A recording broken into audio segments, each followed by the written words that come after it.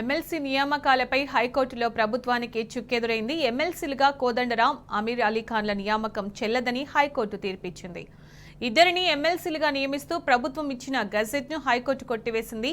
మంత్రిమండలి నిర్ణయానికి గవర్నర్ కట్టుబడి ఉండాల్సిందేనని హైకోర్టు తేల్చెప్పింది. దాసోజు శ్రవణ్, సత్యనారాయణల నియామకాన్ని కొట్టివేసే అధికారం గవర్నర్కు లేదని హైకోర్టు అభిప్రాయపడింది. దీనికి సంబంధించిన పూర్తి సమాచారం మా ప్రతినిధి భాస్కర్ అందిస్తారు. Bhaskar, governor quota MLC petition పై హైకోర్టు తీర్పును ఇవాళ వెలువరించింది. దాసోజు శ్రవణ్, కూరసు సత్యనారాయణ ఎన్నికను గవర్నర్ పునఃపరిశీలించాలని హైకోర్టు ఆదేశిస్తూ ఇద్దరిని ఎమ్మెల్సీలుగా నియమిస్తూ ప్రభుత్వం గెజిటెడ్ ను కొట్టేసినటువంటి దాంట్లో హైకోర్టు గతంలో కోదండరాం, అమీర్ అలీఖాన్ నియమిస్తూ గజెట్ ఇచ్చినటువంటి నేపథ్యంలో మంత్రిమండలి నిర్ణయానికి గవర్నర్ కట్టుబడి ఉండాల్సిందన్నటువంటిది హైకోర్టు ఈ సందర్భంగా సూచన చేసింది. మళ్లీ కొత్తగా ఎమ్మెల్సీ నియామకాలు చేపట్టాలన్నటువంటి న్యాయస్థానం కోదండరాం, అమీర్ అలీఖాన్ నియామకం కొట్టివేస్తూ ఉత్తర్వులు జారీ చేసింది.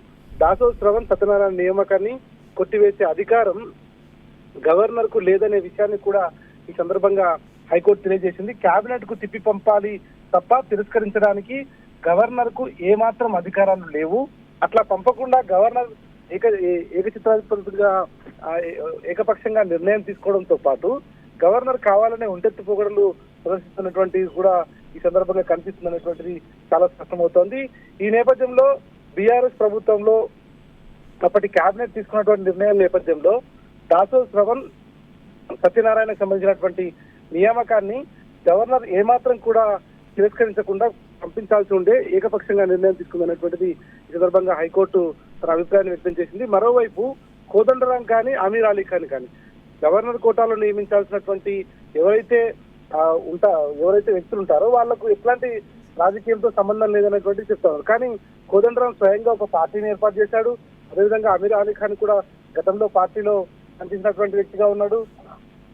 ఈ నేపథ్యంలో ఇద్దరికి కూడా వారిని గవర్నర్ కోటాలో నియమించడాన్ని పూర్తి స్థాయిలో తప్పుపడుతూ ఇద్దరు శ్రవణ్, అదేవిధంగా సత్యనారాయణ ఇద్దరు గతంలో పిటిషన్ దాఖలు చేశారు. 3 సార్లు 4 సార్లు వాయిదా పడ్డ తర్వాత ఇవాళ ఫైనల్ జడ్జిమెంట్ వచ్చింది. ఎక్కడ రాజకీయాలకు సంబంధం లేనటువంటి వ్యక్తులను చెప్తున్నటువంటి నేపథ్యంలో నేరుగా గవర్నర్ కోటాలో ఒక పార్టీ అధ్యక్షుడిగా ఉన్నటువంటి కోదండరాంను ఎట్లా నియమిస్తారనేది కూడా ఈ సందర్భంగా శ్రవణ్ తరఫున ఉన్నటువంటి న్యాయవాదులు కోర్టు నేపథ్యంలో అనేక పర్యాలు వాదోపవాదాలు విన్న తర్వాత పూర్తి స్థాయిలో హైకోర్టు నిర్ణయాన్ని నిర్వహించింది.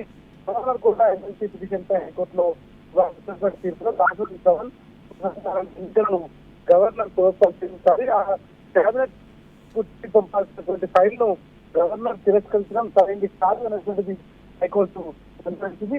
అయితే దీంట్లో కోదండరాం కానీ, ఇటు అమీర్ అలీఖాన్ కానీ వారి నియామకం కొట్టివేతకు సంబంధించి పూర్తి స్థాయిలో దీని నిర్ణయం పరిశీలించాలనేటువంటి దాసోజు శ్రవణ్ కు, అదేవిధంగా సత్యనారాయణ సంబంధించినటువంటి నియామకాన్ని పైన పునఃపరిశీలించాలంటూ, అదేవిధంగా వాళ్ళు గతంలో ఇచ్చినటువంటి వీళ్ళు ఏదైతే దాసోజు శ్రవణ్, సత్యనారాయణకు నియామకాన్ని పునఃపరిశీలిస్తూ కోదండరాం, అమీర్ అలీఖాన్ సంబంధించినటువంటి నియామకాన్ని కొట్టివేస్తూ ఇది ఫైల్ను పూర్తి స్థాయిలో జడ్జిమెంట్ లో వెల్లడించింది హైకోర్టు.